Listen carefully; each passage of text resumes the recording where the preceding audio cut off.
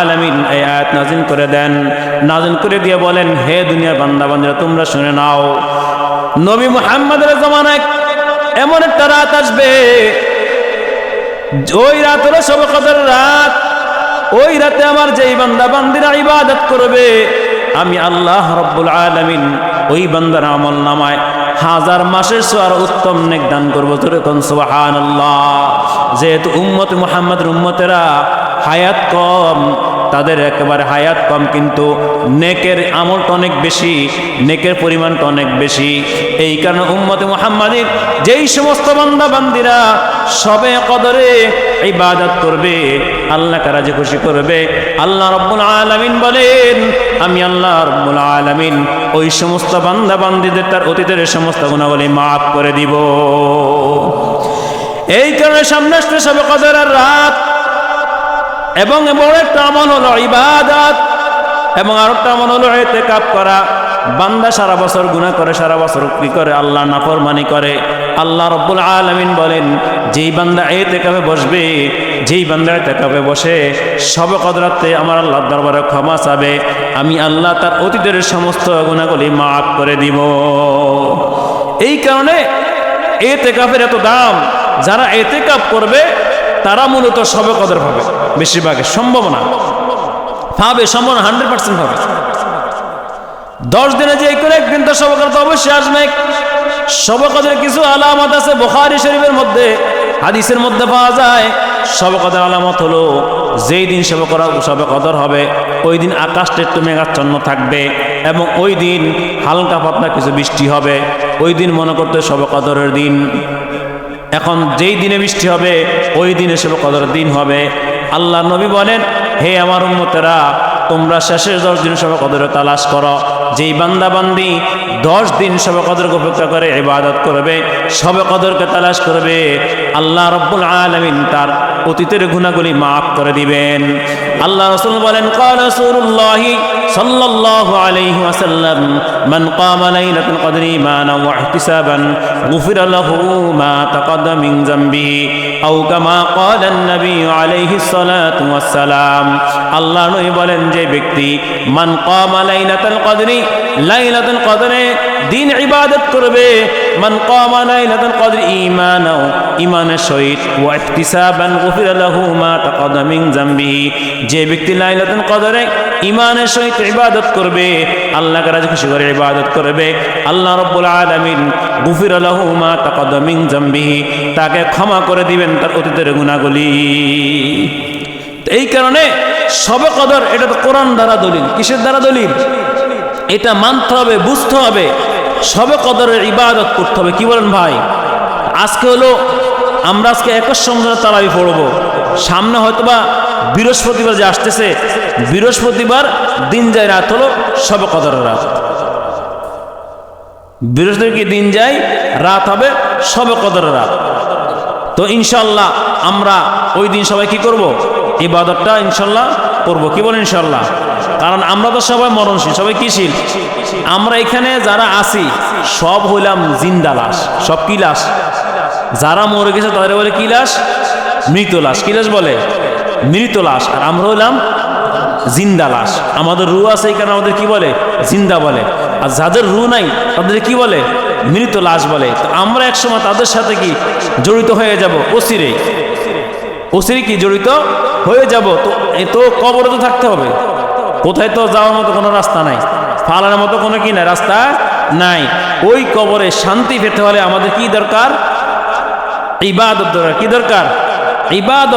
ইবাদত দরকার।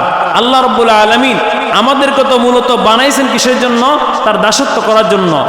ওয়ামা খালাকতুল জিন্না ওয়াল ইনসা ইল্লা লিয়াবুদুন, মা খালাকতুল জিন্না ওয়াল ইনসি বিখা, মা খালাকতুল জিন্না ওয়াল ইনসি বিখা, জুজ ইবাদতে নিস্তে মাকসুদ জাহা শরীআতিয়া তরিকতহু তামামি, শরীআতিয়া তরিকতহু তামামি, हकीकत में मोहम्मद की गुलामी, हकीकत में मोहम्मद की गुलामी।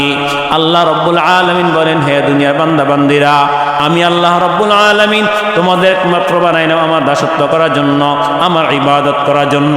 বান্দা অন্যের কিছুর জন্য তোমাকে বানানো হয় নাই, অন্যের কিছুর জন্য তোমাকে সৃষ্টি করা হয় নাই।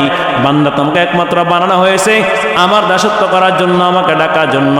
যেই বান্দা বান্দি দুনিয়াতে শুরু থেকে তার হায়াতের শুরু থেকে শেষ পর্যন্ত আমাকে ডাকবে, আমাকে স্মরণ করবে, আমি আল্লাহ রব্বুল আলামিন ওই বান্দাকে দুনিয়াতে শান্তি দান করব, কবর জগতে শান্তি দান করব। শুধু তাই নয়, হাসরের ময়দানে আমি আল্লাহ ওই বান্দাকে শান্তি দান করব। তো এই কারণে আমাদের বেশি বেশি ইবাদত করতে হবে। কি করতে হবে বলেন? বেশি বেশি ইবাদত।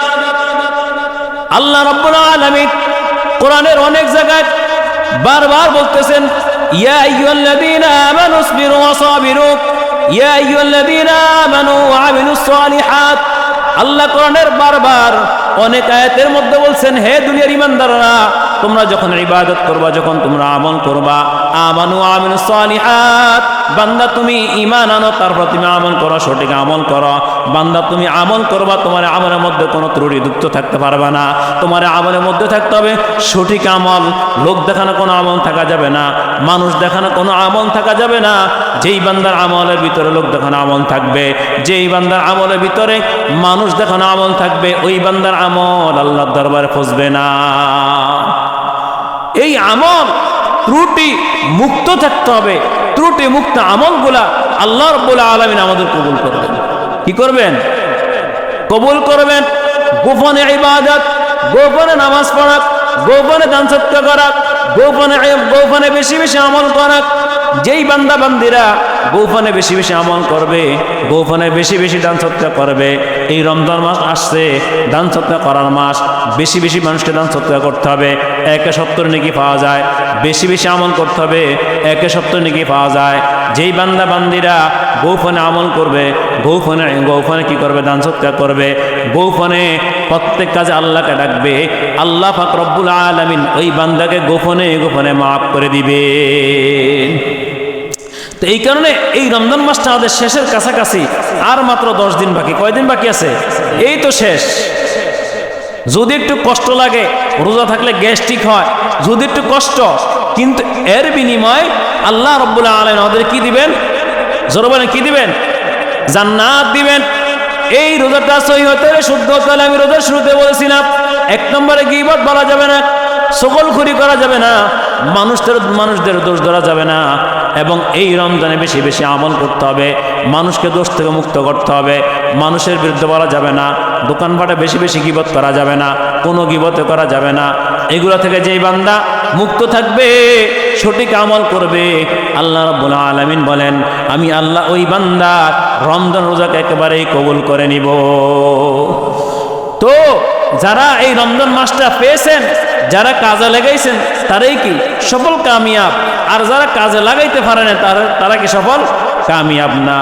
হাদিসের মধ্যে আসছে, যখন রমজানের চাঁদ উদিত হয়, একজন ফেরেশতা বলে, হে আল্লাহ, বান্দা বান্দিরা আর গুনাহ করো না, এই রমজান মাস আসছে, বেশি বেশি আল্লাহর দরবারে ক্ষমা চাও, আর গুনাহ করো না, আর নাফরমানি করো না, ফিরে এসো, ফিরে এসো, ফিরে এসো, এরকম ডাকতে থাকে রমজান শেষ পর্যন্ত। যেই সমস্ত বান্দা বান্দিরা ওই ফেরেশতাটাকে সাড়া দেয়, আল্লাহ রাব্বুল আলামিন ওই সমস্ত বান্দাদেরকে মাফ করে দেন। আর যারা তার ডাকে সাড়া দেয় না, তাদের মতো হতভাগা আর দুনিয়াতে নাই। আল্লাহ নবী সাল্লাল্লাহু আলাইহি ওয়াসাল্লাম